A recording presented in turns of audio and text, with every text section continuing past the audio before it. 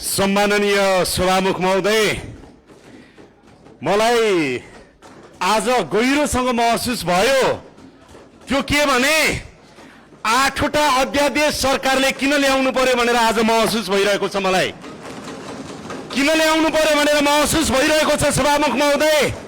संसद यसै गरी चलेर विगत 10 वर्षदेखि हामीले 72 सालमा बनेको संविधानपछि जति ऐन र कानुनहरू संसदले बनाउनु पर्थ्यो त्यो कानुन किन बन्न सकेन भनेर यो तमासाले देखाइरहेको छ।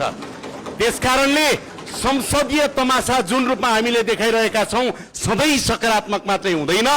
जनताका सवालमा, कानुन निर्माण गर्ने सवालमा सत्ता पक्ष र प्रतिपक्ष विपक्षी दलहरू त्यही रूपमा जवाफदेही र जिम्मेवार बन्नुपर्छ भनेर म विपक्षी दलका मान्य सांसदहरूलाई हार्दिकतापूर्वक अनुरोध गर्न चाहन्छु। आज यहाँहरूलाई म स्मरण गराउन चाहन्छु, आधा शताब्दी भएछ पर्यटन सम्बन्धी ऐन नबनेको, 48 वर्ष भएछ। 48 वर्षदेखि बन्न नसकेको ऐन हामी बनाउने प्रक्रियामा अगाडि बढिराख्दाखेरि तपाईँ एउटा प्रधानमन्त्री उपस्थित हुने या नहुने कुराले आधा शताब्दीदेखि बन्न नसकेको तपाईको यो ऐन बनाउने प्रक्रियालाई तपाईले हड्काउन मिल्छ?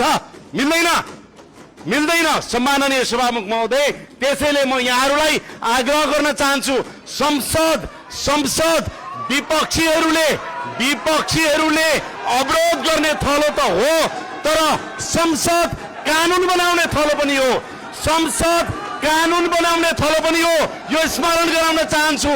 र हामी 48 वर्षदेखि बन्न नसकिरहेको यो कानुन बनाउनको लागि, ऐन बनाउनको लागि विधेयक माथिको छलफलमा छौं र पर्यटनसँग सम्बन्धित यो विधेयकलाई अगाडि बढाउने सन्दर्भमा म विपक्षी दलहरूलाई सहयोग गर्नको लागि अनुरोध गर्दछु।